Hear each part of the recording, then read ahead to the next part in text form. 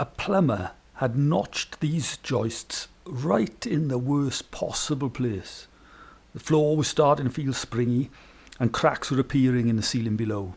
So I fixed the issue like this. I wanted a solution that was simple, low cost, and didn't involve tearing the floor apart. Instead of replacing the joists, I used a simple wedge compression repair. I'll show you exactly how it works. Right then, let's have a look at the work sequence. This is where you start off. A rough notch that's been smashed in by some butcher come plumber. Here we've got my jig that I use for my router. What's important about this jig is that these two pieces running along the side, here and here, it's not so important these are parallel to each other. What's important is that they're at the same height, so your router can run smoothly across them. These two, the two end stops, now these ones have to be parallel, and I achieve that by measuring the distance at both ends, making sure they're the same. And the idea is then you can put your router in the jig and run it along, and you gradually work your way down. And I've made the measurements. I want to take the minimum I can off that notch, just to ensure that the edges are square to each other and the base is uniform and flat. So once I've done my routing, this is what I end up with. Now I've got a nice clean notch with perfectly square edges and a uniform depth right the way across. Well, now I've got my notches squared up, I need to make my wedges. And what I've got here, I've got a block which is the ends are at right angles, but there's a cut in the middle, and that's at 5 degrees from a right angle. So I'm going to be able to slide these over each other, and as I do, it's going to expand, and I'm going to be able to get it into the notches just as tight as I want to. It's important not to hammer these wedges in too hard. You don't want to increase the stresses in the beam.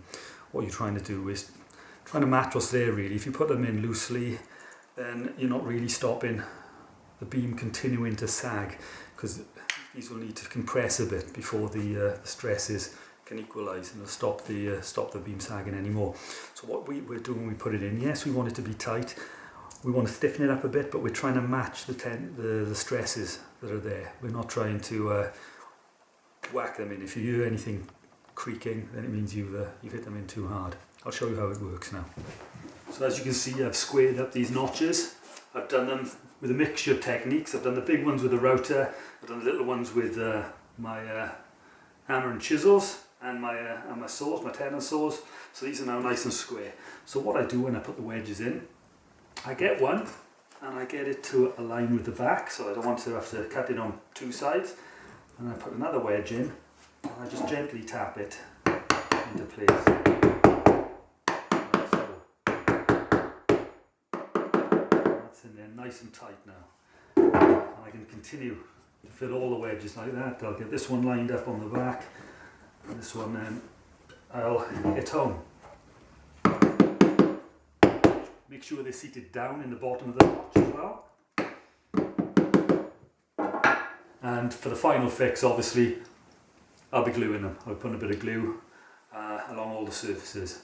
So finally, when that's in and it's glued, the last stage is to get out your saw, cut it along the edges, and then you've got a couple of minutes planing to bring it down so it's perfectly level.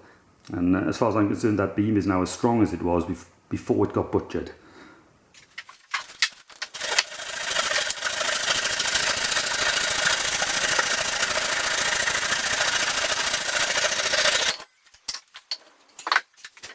Now that I've cut the sides flush, all that remains to do is bring the top down so it's level with the top of the beam.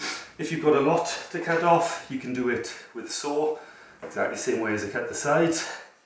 If you haven't got much, it's probably easier just to plane it down. So there's not much left here.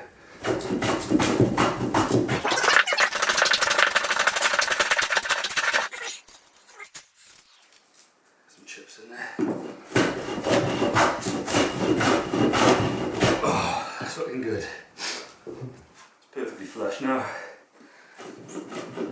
Just take off the sharp edges.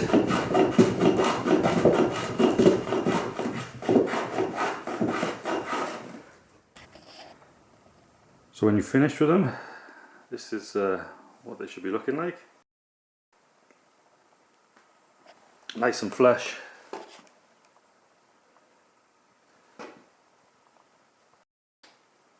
Packed in tightly. Well, here you can see it. The room largely repaired. Still not finished.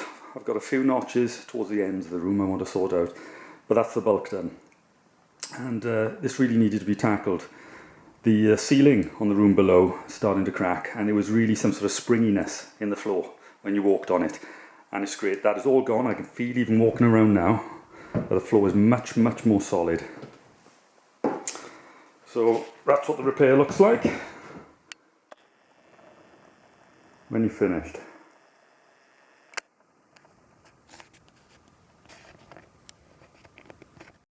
So if low cost, environmentally friendly restoration is your type of thing, then please subscribe. If you'd like any further details on anything you've seen, just let me know in the comments. This is Jones the Splinter. Thanks for watching. See you next time. Hwyl fawr.